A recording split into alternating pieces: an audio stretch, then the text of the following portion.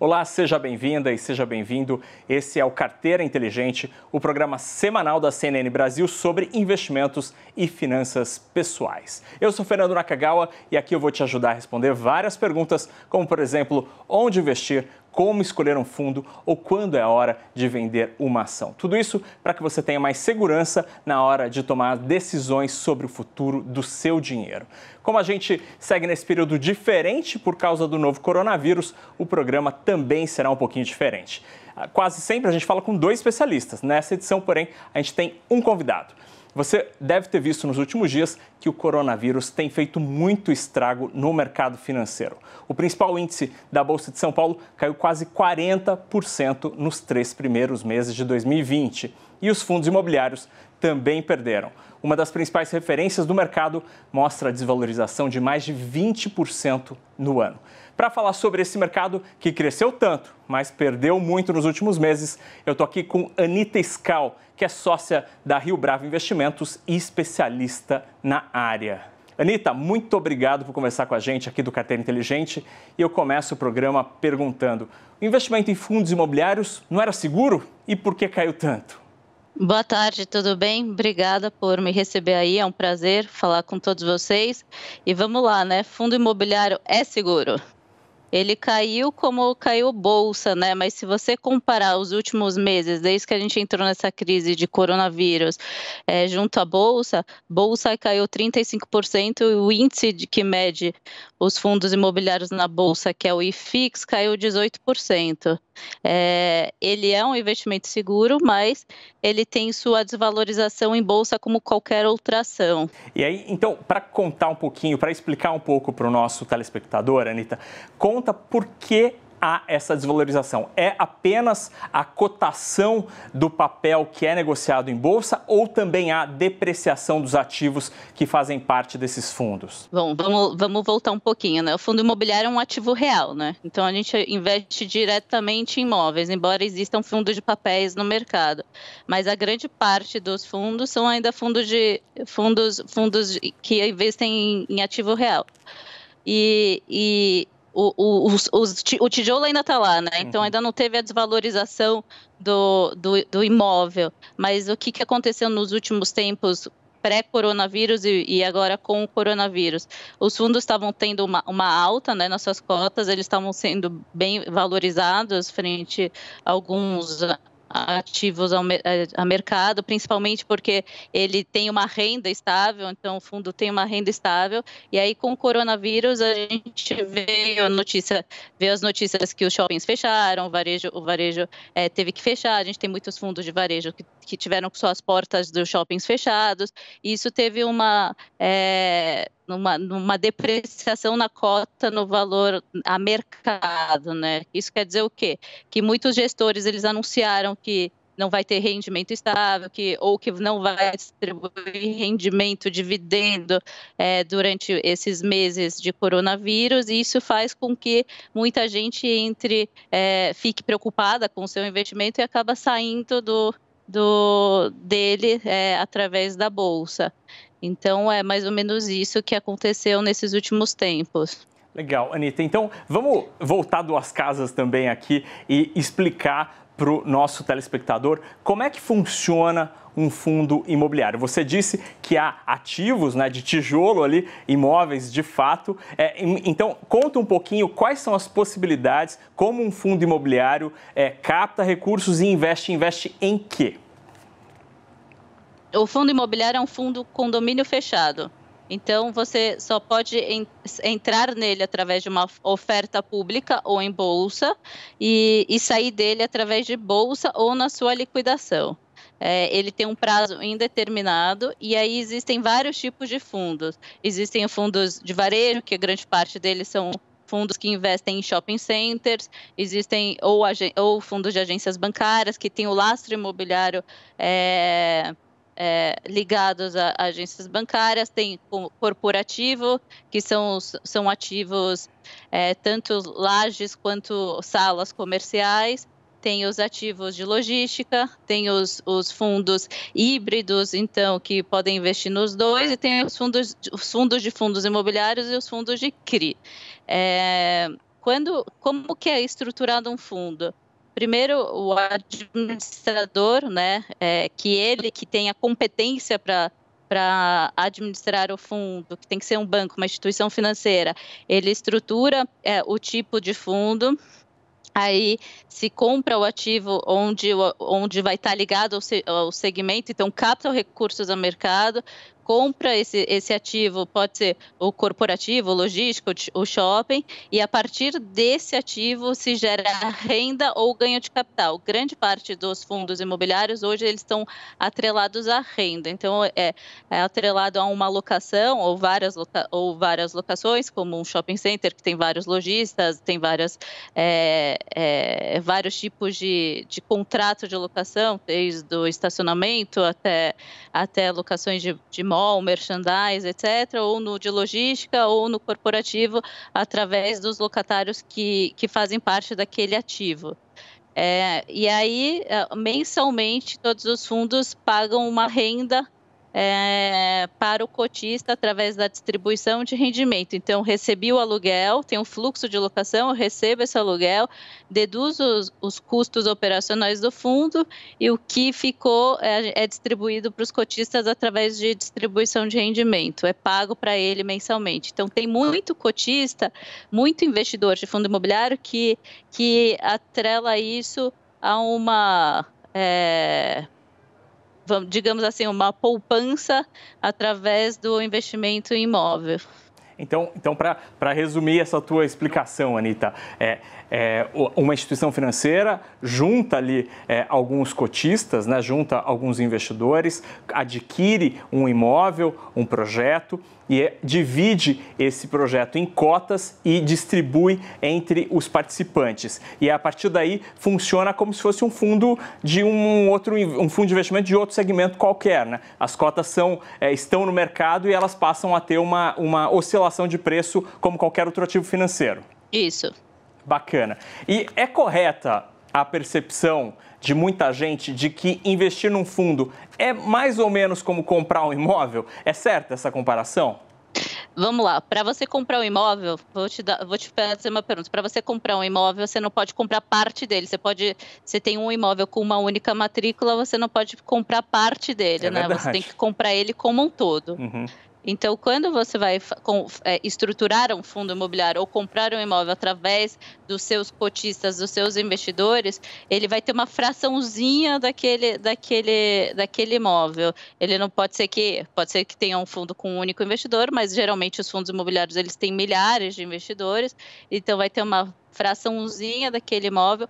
É muito mais simples do que você comprar um imóvel direto, porque o imóvel direto você precisa pagar ITBI, você precisa pagar o corretor, você vai ter que ter todos os custos de cartório, de registro, etc. Enquanto no fundo imobiliário basta você ter uma conta numa corretora, você vai ter às vezes um custo de custódia das suas cotas, mas você vai comprar aquela fraçãozinha através de cota. Então é muito mais simples comprar um fundo imobiliário do que comprar um imóvel.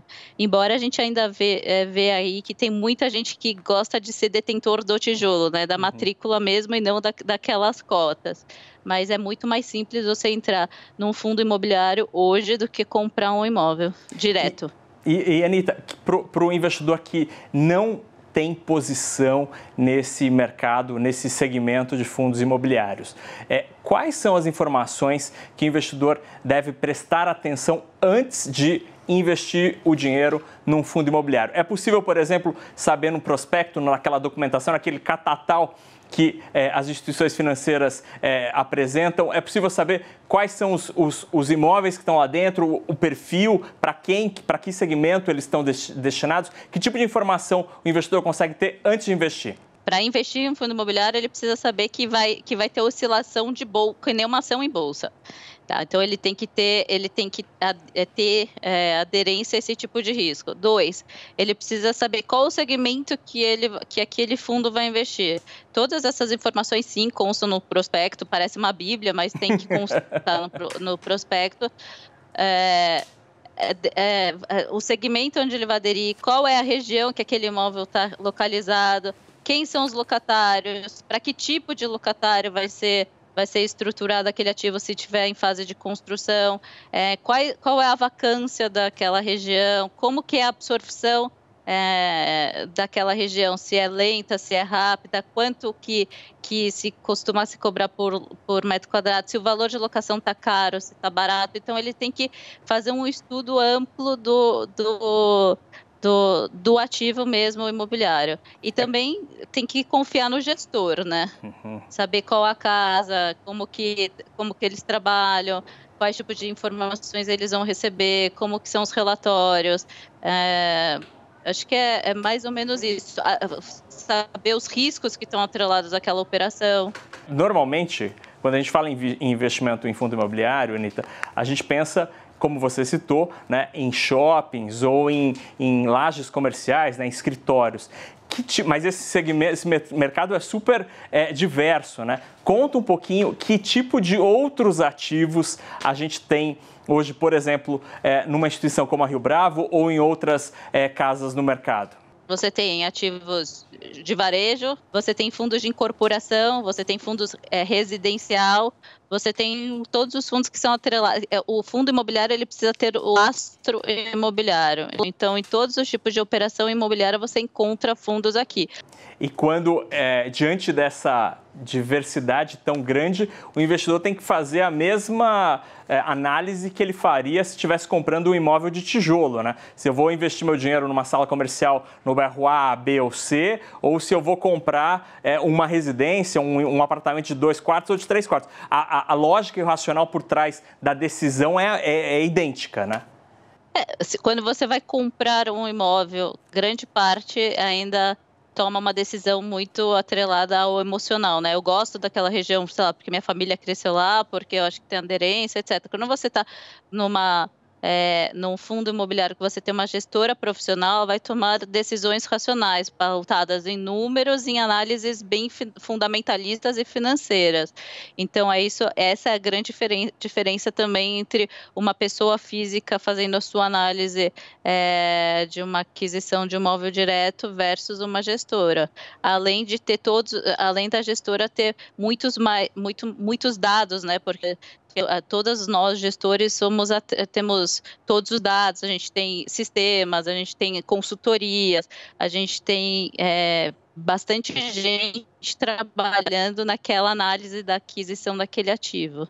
E Anita, quando você constitui um fundo imobiliário, você tem alguns projetos, né, alguns empreendimentos lá dentro. A partir do momento em que a carteira já está formada e o fundo começou de fato, né, é possível o gestor vender algum daqueles ativos? Eles são negociáveis ou não? Fechou a carteira, fica daquele jeito para sempre? Não, é possível, desde que seu regulamento permita a venda do ativo, né? Porque senão você vai ter que chamar uma assembleia para aprovar. Nós mesmos na Rio Bravo, a gente é muito mais buy and hold, né? A gente compra para manter aquilo na carteira, mas a gente já vendeu bastante ativo porque a proposta foi muito boa, foi bem acima do valor de mercado, que ia trazer uma rentabilidade importante para o investidor. Então, sim, é possível vender. Tá, e aí, nesse caso, então, por exemplo, se o nosso telespectador tiver numa carteira de shoppings, o gestor pode até vender o shopping A ou o shopping B, mas os recursos terão de ser alocados novamente naquele mesmo segmento, né? Serão alocados naqueles segmentos e o ganho de capital pode ser distribuído para o cotista através de distribuição de rendimento. Legal, bacana. Agora, me conta um pouquinho o que é o IFIX, que é o índice lá da Bolsa que acompanha esse segmento, Anita. O IFIX, ele é o índice de fundo imobiliário. Ele tem dentro do IFIX os principais fundos, os que têm mais liquidez, que são mais tradeados. Então, ele é um índice que mede todos os fundos de todos os fundos imobiliários de todos os setores. Perfeito. Agora, vou pegar carona na sua experiência nesse segmento, Anita. A gente está num momento muito sui generis da economia, né? Shoppings fechados, pessoas trabalhando em home office. É possível fazer algum prognóstico sobre esses diferentes tipos de fundos imobiliários a partir de agora, na tua opinião? Por exemplo, a gente tende a ter um desempenho pior das carteiras ligadas a centros comerciais, a shopping centers, e melhor, por exemplo, no segmento de saúde? Os fundos que mais sofreram nessas últimas 2 semanas foram o hoteleiro e o de shopping center, todo mundo sabe por quais razões. Agora, os fundos corporativos, de logística, que grande parte detém locatários com baixo risco de crédito, são bons locatários, com inadimplência baixa, eles continuam aí, eles estão aí. Pode ser que tenha um ou outro reajuste no valor de locação, ou um adiamento do pagamento de alguns locatários do valor de locação, mas eles estão aí, eles vão continuar pagando e pode ter um desempenho ainda um pouquinho melhor do que esses fundos de varejo ou de hoteleiro neste momento. Mas a gente acredita que a partir do momento que o mercado voltar, esses fundos também voltam. Pode ser que voltem um pouco mais, um pouco mais lento, mas eles também vão voltar. E no Brasil, há fundos do segmento de saúde? Sim, há fundos do segmento de saúde. Nós mesmos, a gente tem um fundo que foi uma incorporação para um hospital, e aí ele tem foi um contrato de BTS, de Build to Suit, onde você tem um contrato atípico para pagar, você paga o aluguel durante 15 anos. Então, existem. São poucos, mas existem. Bacana. Anitta, minha última pergunta. Qual que é a dica que você dá para o nosso telespectador que está interessado nesse mercado? Para olhar com cautela, ver qual segmento ele tem menos aversão a risco, e os fundos imobiliários é um investimento em ativo real, onde às vezes você vai ter oscilações, como uma ação em bolsa, mas ele vai estar aí, o imobiliário vai estar aí, e as coisas vão continuar acontecendo da melhor maneira para o investidor. Anitta, eu agradeço muito. A gente conversou nesse Carteira Inteligente com a Anitta Scal, que é sócia da Rio Bravo Investimentos e tirou todas as dúvidas sobre o mercado de fundos imobiliários. Pessoal, o Carteira Inteligente fica por aqui. A gente volta na próxima semana, sempre para tirar todas as suas dúvidas sobre investimentos e finanças pessoais. Fique ligado e até a próxima semana.